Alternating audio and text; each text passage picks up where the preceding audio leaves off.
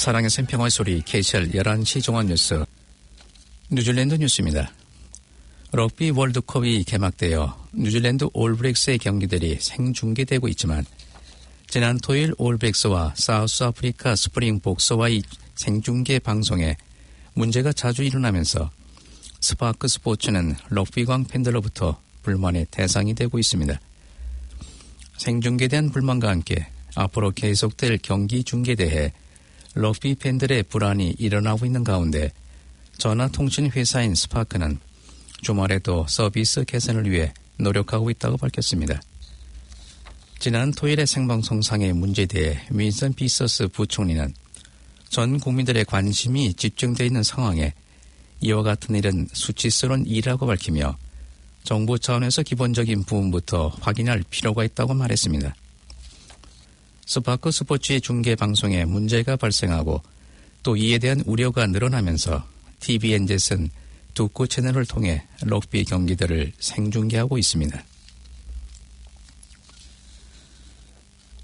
전국의 1861명의 부동산 전문가를 대상으로 한 설문조사에 따르면 부동산 에이전트가 가장 관심을 두고 우려하는 부분은 59%로 정부의 규제 변경이었습니다.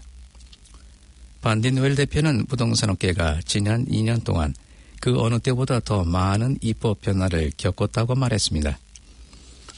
부동산 에이전트는 지난 2년 동안 자금 세탁 방지, 임대주택법 개정, 레팅비 폐지, 네거티브 기어링 폐지, 외국인 주택 구매 금지 등의 입법 변화를 겪었습니다.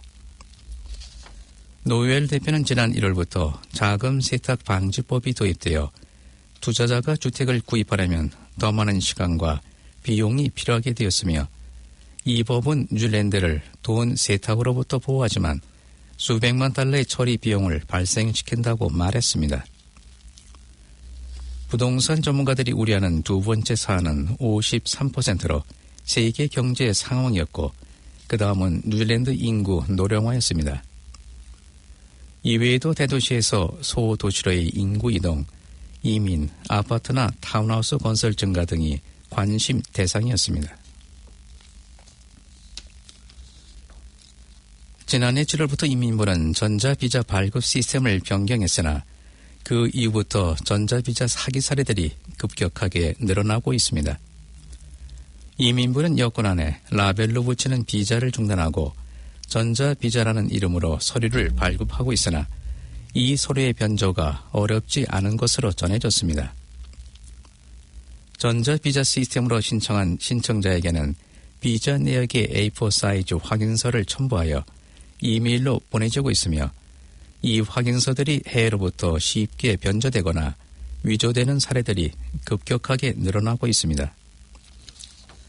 전자비자가 도입되기 이전인 2010년과 2017년에는 위조 사례가 2건이었으나 전자비자가 시행된 지난해 7월부터 지난해 말까지 52건으로 늘어났으며 금년 들어 7월 말까지 33건이 적발됐습니다.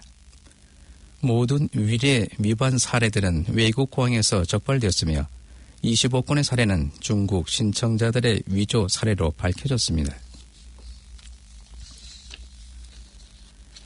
해밀턴 시의회는 최초의 자동차 공유 제도를 시작했습니다.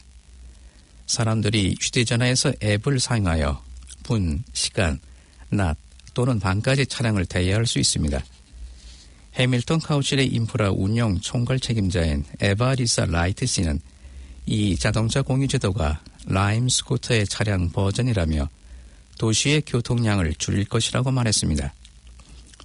라이트 씨는 자동차 공유 차량 한 대가 도로에서 6대에서 10대의 자동차를 타는 것과 비슷할 것이라며 공유 자동차는 특별히 마련된 주차 공간에서 픽업하여 반납할 수 있다고 말했습니다. 지금까지 해밀턴에서는 14군데의 주차 장소가 3년 동안 자동차 공유 계획 시범 운영 기간에 사용하도록 할당되었습니다. 전국적으로 지방선거 유권자의 투표용지가 7월 20일 금요일부터 우편 발송이 시작됐습니다. 3년마다 실시되는 지방선거 투표는 우편 투표를 통해 이루어지며 전국 지방선거 투표율은 2013년 41.3%, 2016년 42%를 기록했습니다. 말콤 알렉산더 지방정부 뉴질랜드 최고 경영자는 2,000명 이상의 지방선거 이 보호자들을 선발하는 것은 중요하며 지방정부는 생활과 밀접한 정책을 수립하는 것으로 관심을 가지고 투표에 참여할 것을 독려했습니다. 오클랜드에서는 시장, 시의원, 지역이사회 위원, 지구보건위원회 위원 및 면허신탁 등의 직책이 이번 지방선거로 선출됩니다. 이번 지방선거는 10월 12일 정오에 마감됩니다. 캔터베리 식수의 높은 질산염 수치로 일부 지역 주민들이 우려를 표명하고 있습니다. 새로운 연구에 따르면 높은 질산염 수치는 결장암 및 기타 건강 위험 증가와 관련이 있습니다.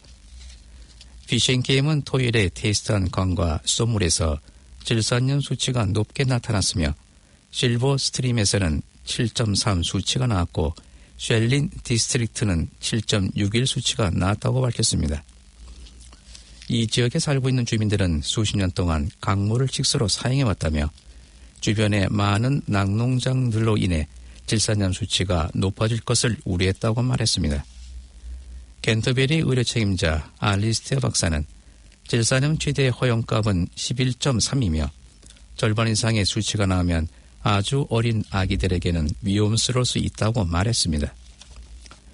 알리스티아 박사는 식수에서 질산염을 제거하는 비용은 매우 비싸다며 연간 1인당 최대 $2,000의 비용이 들 수 있다고 말했습니다.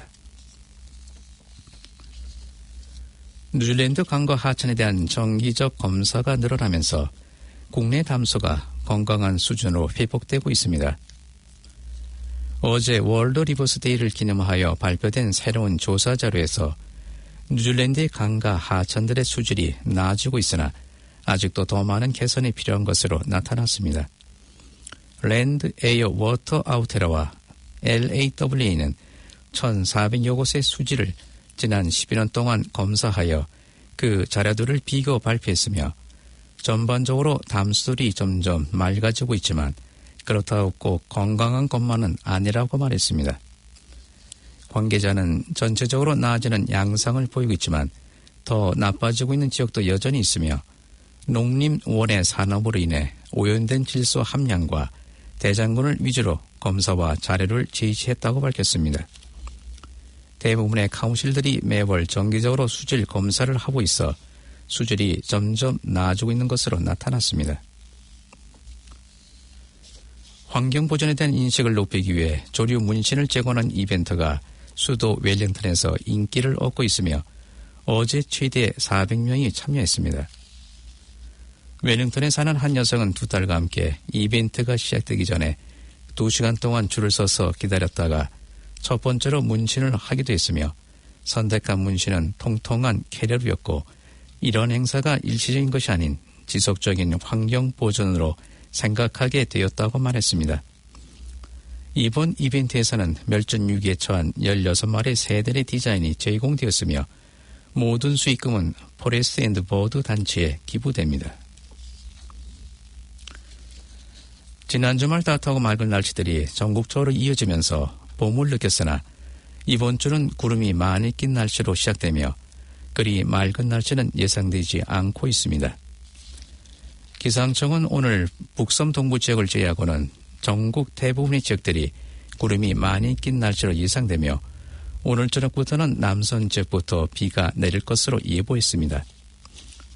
남섬 지역에서 다가오고 있는 찬 공기 세력으로 인해 서부 해안 지역에는 비가 예상되며 서서히 북섬 지역으로 상륙할 것으로 예보되었습니다. 내일도 비슷한 상황으로 수요일부터 금요일까지는 강한 바람과 소나기가 예상되며 금요일 오후부터는 나아지면서 주말에는 다시 맑은 날씨가 될 것으로 예보되었습니다.